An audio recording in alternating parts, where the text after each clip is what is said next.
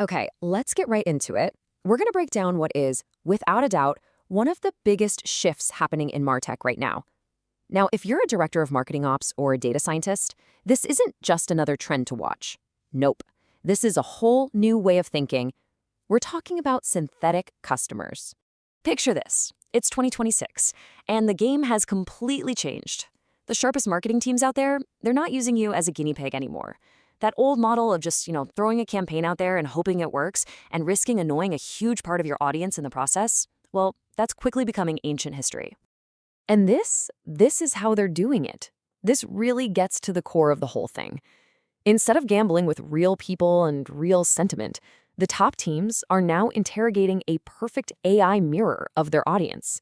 It's like a risk-free simulation where they can test out their wildest, most aggressive ideas. So what are these AI mirrors really? Let's get a precise definition down and figure out exactly where they fit into this whole new world of marketing AI. At their heart, synthetic customers are incredibly detailed digital twins of your actual customer segments. And I want to be clear, we're not talking about those generic, made-up personas. These are sophisticated AI models that are built from your own first-party data. They are literally engineered to think, act, and react just like your real customers. Now, this is a really crucial point.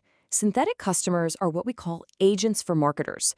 As you can see right here, they are backstage tools 100% under your control. They never, ever interact with a real customer. And what that does is create this perfect private little sandbox for you to play in and test your strategy with zero risk. Of course, an AI mirror is only going to be as accurate as the data you build it with. The technical foundation here is, well, it's everything. You can't cut corners, and you have to have a really disciplined approach to get it right. This quote from Alexis Carson just says it all, doesn't it? Garbage in, garbage out. Your AI is only as powerful as the data it's fed. Without a really clean, well-managed database of your first-party and zero-party data, the data your customers actively give you, your fancy AI is just going to make bad decisions faster. The quality of that digital twin is a direct reflection of your data quality, period. So here's what that pipeline actually looks like. Step 1, obviously, you pull in all your proprietary data. But step two is where the magic happens. You have to build a semantic model. That's just a fancy way of saying you translate your raw data into a language the AI can actually understand, so it knows what every piece of information means in context.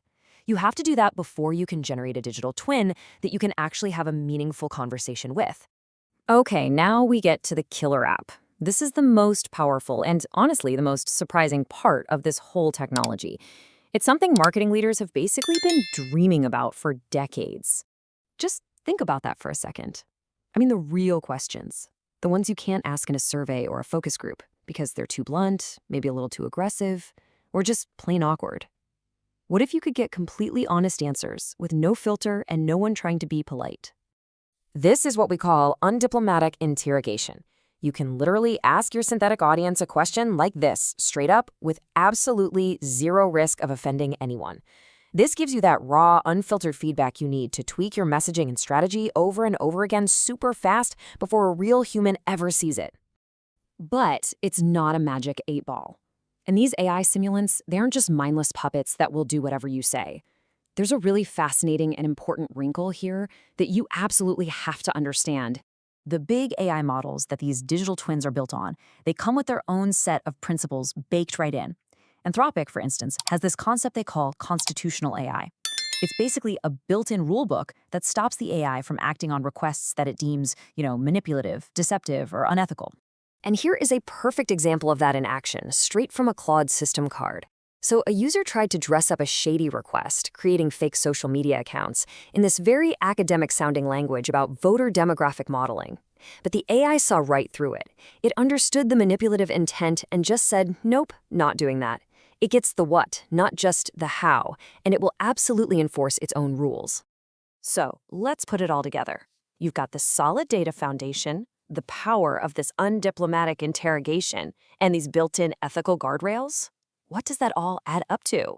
What's the real strategic advantage here? Look, this is so much more than just a better way to A/B test. We're talking about a tool that de-risks massive strategic decisions, like launching a whole new product or completely repositioning your brand.